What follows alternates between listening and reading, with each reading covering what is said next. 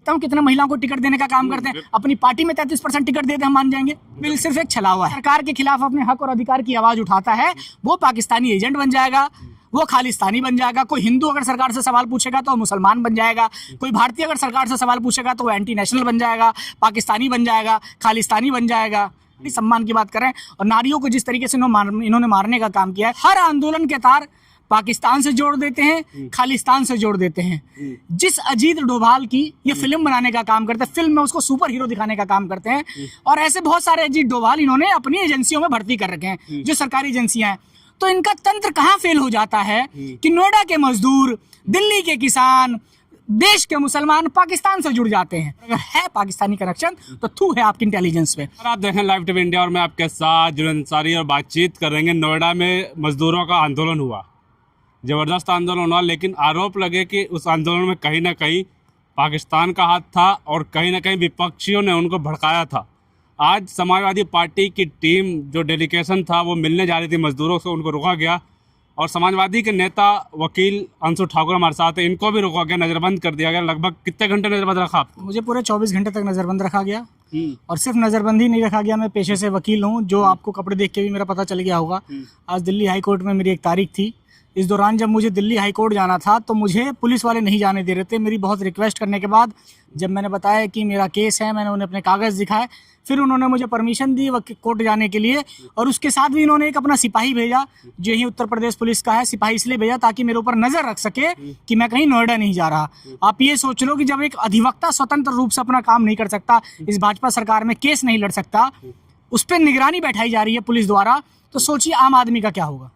आप भड़काने का काम करते, जैसा आरोप लग रहे हैं विपक्षियों ने भड़काया मजदूरों को, आप भी नोएडा जाके भड़काते मजदूरों। देखिए, सबसे पहली बात मुझे तो ये समझ में नहीं आया कि हिंदू हृदय सम्राट की सरकार है उत्तर प्रदेश में, मुख्यमंत्री आदित्यनाथ बिष्ट उत्तर प्रदेश के मुखिया हैं, जो लगभग 10 साल हो गए।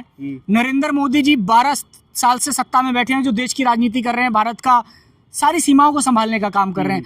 लेकिन मुझे समझ में नहीं आता कि जो भी भारत में कोई आंदोलन होता है, चाहे वो आंदोलन किसान करे, चाहे वो आंदोलन मुसलमान करे, चाहे वो आंदोलन व्यापारी करे, चाहे वो आंदोलन सरदार करे, चाहे वो आंदोलन श्रमिक यानी मजदूर करें, वो हर आंदोलन के तार पाकिस्तान से जोड़ देते हैं, खालिस्तान से जोड़ देते हैं। जिस अजीत डोभाल की ये फिल्म बनाने का काम करते हैं, फिल्म में उसको सुपर हीरो दिखाने का काम करते हैं, और ऐसे बहुत सारे अजीत डोभाल इन्होंने अपनी एजेंसियों में भर्ती कर रखे हैं, जो सरकारी एजेंसियां हैं। तो इनका तंत्र कहाँ फेल हो जाता है कि नोएडा के मजदूर, दिल्ली के किसान, देश के मुसलमान पाकिस्तान से जुड़ जाते हैं। क्या भारत की जो इंटेलिजेंस है वो इतनी फेलियर है कि बाहर के लोग, मतलब पाकिस्तान के लोग, भारतीय लोगों से संपर्क करके भारत में उग्र तरीके से आंदोलन करवा देते हैं और इनकी इंटेलिजेंस चुप रहती है? सच्चाई ये है, मैं आपके चैनल के माध्यम से दर्शकों से बताना चाहता हूँ, सच्चाई ये है जुनैद साहब कि मीडिया, भारत की मीडिया जो भाजपा सरकार से मिली हुई है, जो गोदी मीडिया है, ये तमाम उस आंदोलन को जो भाजपा सरकार के खिलाफ है, उस आंदोलन को, जो आंदोलन अपने हक और अधिकार को दबाए जाने की वजह से जो आंदोलन जन्म लेता है, चाहे वो सरकार से सवाल करने की बात हो, चाहे वो किसान हो, व्यापारी हो या मजदूर हो, उन मजदूरों की सिर्फ यही मांग है कि जो हमें तनख्वाह 10-11 हज़ार मिलती है, इसको बढ़ाया जाए, क्योंकि हम पिछले 10-12 साल से इसी वेतन में हम काम करने का काम कर रहे हैं। वो चाहते हैं कि जिस तरीके से भारत में नरेंद्र मोदी जी के प्रधानमंत्री बनने के बाद बेतहाशा महंगाई बढ़ाई गई, उस हिसाब से कम उनका वेतन भी बढ़ाया जाए। आप ये देखिए कि 4,000-5,000 रुपए का नोएडा में कमरा मिलता है, गाजियाबाद में 3-4 हज़ार रुपए का सिलेंडर मिल रहा है नरेंद्र मोदी की सरकार में, पेट्रोल की कीमत 100 रुपए हो गई है, सीएनजी कितना महंगा हो गया है, तो वो 12,000 में अपना कैसे गुजारा करेंगे 11,500 में? तो वो अपनी हकों की मांग करने के लिए, अपने अधिकार का मांग करने के लिए, अपनी मेहनत जो 12 घंटे 8 घंटे मजदूरी करते हैं, उस पसीने का पैसा मांगने के लिए अगर वो सड़क पे आ रहे हैं और पुलिस लाठियों द्वारा उन्हें मारने का काम कर रही है, महिलाओं को भी मारने की वीडियो देखी, जिस तरीके से पुरुष पुलिस महिलाओं को मार रहे हैं और असंवैधानिक तरीके से, अलोकतांत्रिक तरीके से, जिस तरीके से उन पर लाठियां बरसाई जा रही हैं, उन्हें थप्पड़ मारे जा रहे हैं। मैं आपके चैनल के माध्यम से बताना चाहता हूं दर्शकों को कि आज भी नोएडा में कई सारे ऐसे मजदूर भाई हैं जो लापता हैं, जिनका पता ही नहीं चल रहा, जिनके परिजन थाने चौकी के चक्कर लगा रहे हैं, एसएचओ से पूछने का काम कर रहे हैं, सिपाही दरोगा से पूछने का काम कर रहे हैं कि हमारा ये भाई यहाँ नौकरी करता था, जो लापता है, कहाँ है वो पुलिस के पास, लेकिन पता ही नहीं चल रहा। पुलिस भी कह रही है हमें नहीं पता कौन सी जेल में है, कौन से थाना में, कौन सी चौकी में है। मिलने क्यों नहीं जा रहा? समाजवादी की टीम गई, उन क्या करना चाह रही थी? भड़काने तो नहीं जा रही थी मजदूरों? देखिए, समाजवादी की जो प्रतिनिधि मंडल था जो लखनऊ से श्री हमारे पार्टी के जो राष्ट्रीय अध्यक्ष श्री अखिलेश यादव जी के निर्देशानुसार जो नेता प्रतिपक्ष माता प्रसाद पांडे, कमाल अख्तर जी, पंकज मलिक जी, विधायक अतुल प्रधान, राजकुमार भाटी जी, जो नोएडा के जिला अध्यक्ष, महानगर अध्यक्ष, उनके साथ हम तमाम कार्यकर्ता जाने वाले थे। जो मदरसन फैक्ट्री में जिस तरीके से मजदूरों पर लाठीचार्ज हुई है, हम फैक्ट्री मालिक से भी मिलते और मजदूरों से भी मिलते, और उसके बाद हम नोएडा के प्रशासन से मिलते, पुलिस से मिलते, जिस तरीके से उन्होंने अन्याय और अत्याचार के जुल्म पे इस आंदोलन को दबाने का काम किया। तो समाजवादी पार्टी उन लोगों का दर्द जानना चाह रही थी कि आखिर क्या वजह है जो इस तरीके से आपने ऐसा क्या किया, जो पुलिस ने आपके ऊपर लाठीचार्ज करी, मजदूरों की क्या मांग है। आज इन्होंने 1000-1500 रुपये बढ़ा दिए तो ये अपने आप को रहनुमा समझ रहे हैं। आप ये बताइए कि विपक्ष का क्या धर्म होता है? विपक्ष का धर्म यही होता है कि अगर कोई पीड़ित व्यक्ति की आवाज़ सरकार नहीं सुन रही, जो शोषित है उसकी आवाज़ सरकार नहीं सुन रही, तो विपक्ष उस आवाज़ को ताकत देने का काम करता है, जिससे देश की मीडिया और देश सुनने का काम करता है। इसमें सरकार पर दबाव बनता है और सरकार विपक्ष की आवाज़ सुनने का काम करती है। विपक्ष का भी यही धर्म है और संविधान ने भी हमें अधिकार दे रखा है। संविधान ने मुझे अधिकार दे रखा है कि मैं कहीं भी स्वतंत्र रूप से जा सकता हूँ, किसी के खिलाफ अन्याय हो रहा है तो मैं उसके साथ खड़ा हो सकता हूँ, उसकी आवाज़ को ताकत दे सकता हूँ। मुख्यमंत्री योगी आदित्यनाथ ने भी चेतावनी दी है मजदूर आंदोलन में, जिन्होंने भी भड़काया उन्हें छोड़ा नहीं जाएगा। देखिए, कहीं किसी ने नहीं भड़काया। आपके पास पुलिस है, आपके पास सीसीटीवी कैमरा है, आपके पास मीडिया, आप देखने का काम करिए। जो लोकतांत्रिक तरीके से हुआ है उस पर आप कार्रवाई करने का काम करिए। लेकिन इस तरीके से आपने जिस तरीके से वीडियोस देखा, क्या हम बेटियों को इस तरीके से देश के थप्पड़ मारना चाहिए?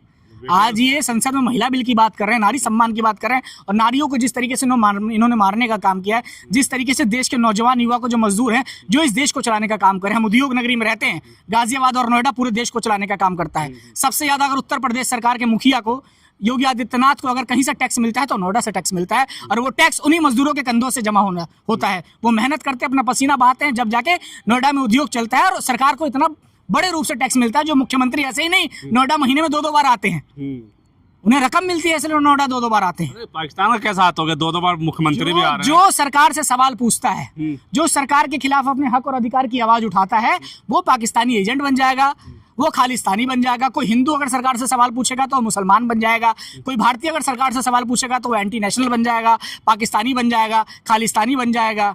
तो ये भाजपा की जो चाल है, ये पूरी जनता समझ चुकी है कि जो भी आंदोलन करे, मैं क्या बताऊं, जो लोग सरकार के लोग हमसे मिले, जिन्होंने आज बात करी, वही खुद कह रहे हैं कि सरकार की चाल है हर किसी को पाकिस्तानी बता देना है, हर किसी को खालिस्तानी बता देना है। तो इन तमाम चीजों आ रही है बात, हाँ, जनता को समझ में आ रही है। कितने भी गोदी मीडिया आरोप लगा ले, नरेंद्र मोदी जी की सरकार, योगी आदित्यनाथ की सरकार आरोप लगा ले, सबको पता है कि कहीं कोई पाकिस्तानी नहीं है। और अगर है पाकिस्तानी कनेक्शन तो थू है आपकी इंटेलिजेंस पे कि आपके 10 साल 12 साल में राज करने के बाद भी जो पाकिस्तान का तार है वो भारत में जुड़ पा रहा है। कहीं ना कहीं आपकी सुरक्षा में सेंधमारी हो रही है और वो आपकी कमी है। बिल्कुल। महिला बिल की आपने बात करी, प्रधानमंत्री महिलाओं का सम्मान के लिए बिल ला रहे हैं, विपक्षी लोग इतना बौखला क्यों रहे हैं, क्यों विरोध कर रहे हैं? देखिए, प्रधानमंत्री नारी के नाम पे सिर्फ नारा देने का काम करते हैं।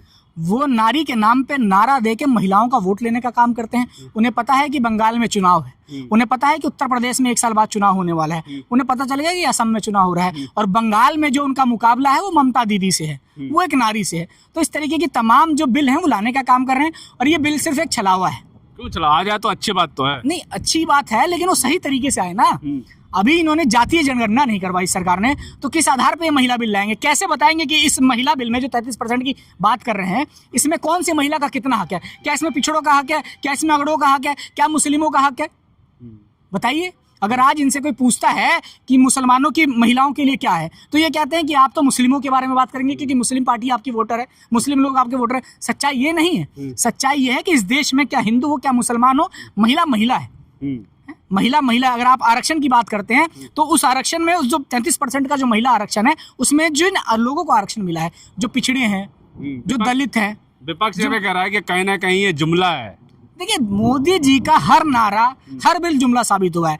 ये किसानों के लिए बिल लेके आए, वो काला कानून साबित हुआ। किसानों ने 1-1.25 साल संघर्ष किया, हजारों किसान शहीद हो गए, तब जाके इन्हें समझ में आया, मोदी जी को मुंह की खानी पड़ी और वो बिल वापस हुआ, काला कानून वापस हुआ। जो भी नरेंद्र मोदी विधेयक लाने का काम करते हैं, बिल लेने का काम करते हैं, बिल बिल्कुल सही नहीं होता। मैं ये बताना चाहता हूँ कि आप ये बताइए, महिला बिल की बात कर रहे हैं, नारी बिल की बात कर रहे हैं, इन्होंने अपनी पार्टी में कितने नारियों को टिकट देने का काम किया? या उत्तर प्रदेश में चुनाव आएंगे ना 2027 में, बंगाल में चुनाव आने वाले हैं ना, मैं देखता हूँ कितने महिलाओं को टिकट देने का काम करते हैं। अपनी पार्टी में 33% टिकट देते हम मान जाएंगे। विपक्ष तो ये कह रहा है कि बीजेपी का आज तक अध्यक्ष महिला नहीं हुई। सच्चाई है, नहीं हुई। बना दे आरएसएस को, आरएसएस की किसी महिला को अध्यक्ष बना दें। आरएसएस में आपको महिला नहीं दिखेंगी साहब। आरएसएस के लोग तो ऐसे कहते हैं कि महिला जो है बच्चा पैदा करने की मशीन है। ये आरएसएस के लोग कहते हैं। ये महिला को सम्मान की नजरों से नहीं देखते। लेकिन अमित शाह जी कह रहे हैं कि अखिलेश यादव को मुस्लिमों का से ज्यादा प्यार है, तो सारी टिकट मुस्लिमों को दे दे, हमें कोई फर्क नहीं पड़ता। देखिए, अमित शाह जी को बताने की जरूरत नहीं है कि अखिलेश यादव को मुस्लिमों को टिकट देनी है, दलितों को टिकट देनी है, यादवों को टिकट देनी, पिछड़ों को। अखिलेश जी को पता है कि टिकट किसे देनी है, और जनता को भी पता है कि अखिलेश जी जो टिकट देंगे सही टिकट देंगे, और उसी का नतीजा है जो 2024 में आपने देखा कितनी भारी संख्या में 43 सीटें गठबंधन पार्टी को मिली। अच्छा, लास्ट में पत्थरों को पूजने से कुछ नहीं होगा, मोदी को पूजिए सब कुछ मिलेगा, बीजेपी विधायक का काम है। आस्था पे चोट है कि नहीं है ये? देखिए, बहुत बड़ा आस्था पे चोट है, लेकिन भक्तों को ये भगवान लगेंगे। सच में नरेंद्र मोदी जी को अपना बाप बताने का काम करते हैं, योगी आदित्यनाथ को बताने का काम करते हैं। हम लोग सनातनी है, हमारे लिए जो महादेव है हम उसी को पूजने का काम करेंगे, हम शिवलिंग को पूजने का काम करेंगे। ये जो भक्त हैं चाटुकार हैं, नारंगी खटमल है, ये नरेंद्र मोदी और योगी आदित्यनाथ को पूजे, इनके लिए यही भगवान है।